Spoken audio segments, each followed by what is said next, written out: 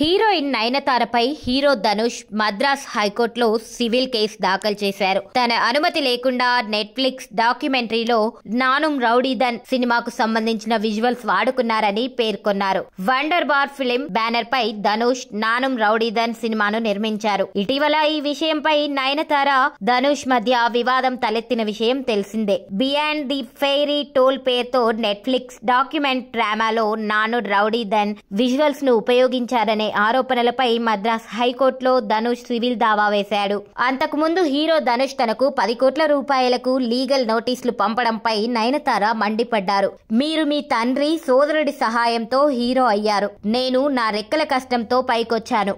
నా జీవితంపై Netflix documentary తీస్తుంది. అందులో మీరు నిర్మించిన నానుం రౌడీదన్ క్లిప్స్ వాడుకునేందుకు ఎన్ఓసి అడిగితే 2 ఏళ్ల నుంచి తిప్పించుకుంటున్నారు.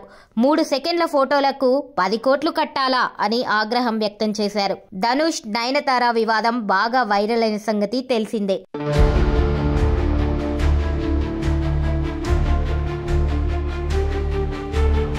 నయనతార లైఫ్ పై నెట్ఫ్లిక్స్ డాక్యుమెంటరీ తెరకెక్కించగా అందులో ధనుష్ నిర్మాతగా చేసిన నేను రౌడీనే సినిమా కంటెంట్ ని ధనుష్ పర్మిషన్ ఇవ్వకుండానే వాడుకోవడంతో ధనుష్ 10 కోట్లు కట్టాలని లీగల్ నోటీస్ పంపించాడు. దీంతో నయన్ ధనుష్ పై తీవ్ర విమర్శలు చేస్తూ సోషల్ మీడియాలో పబ్లిక్ గా ధనుష్ గురించి లెటర్ రాసింది. దీంతో నయనతారపై నెటిజన్లు ధనుష్ ఫ్యాన్స్ విమర్శలు చేశారు.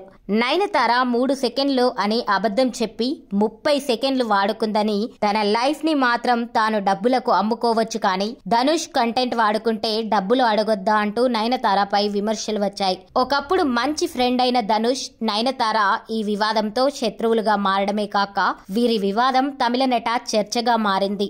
అయితే ఈ విషయంలో ధనుష్ తగ్గేదేలే అన్నట్లు వ్యవహరిస్తున్నాడు. తాజాగా దీనిపై ధనుష్ మద్రాస్ హైకోర్టుని ఆశ్రయించాడు. నయనతారపై 10 కోట్ల దావా వేశాడు ధనుష్ పిటిషన్ ను మద్రాస్ హైకోర్టు స్వీకరించింది. దీంతో ఈ విషయం మరింత చర్చగా మారింది.